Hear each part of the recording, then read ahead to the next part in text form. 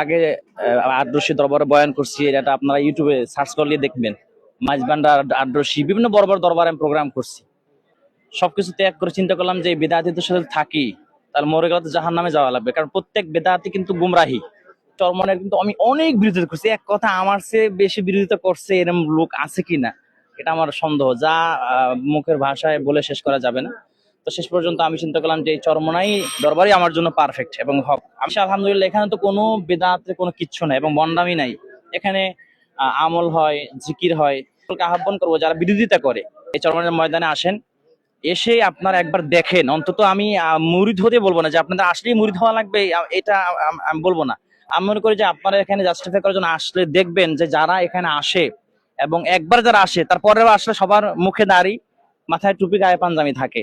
তো এর চেয়ে পরিবর্তন আর কি দেখাবো? এর চেয়ে হক যে দরবার, এর চেয়ে প্রমাণ করার জন্য আর কিছু আমার বলতে হবে না।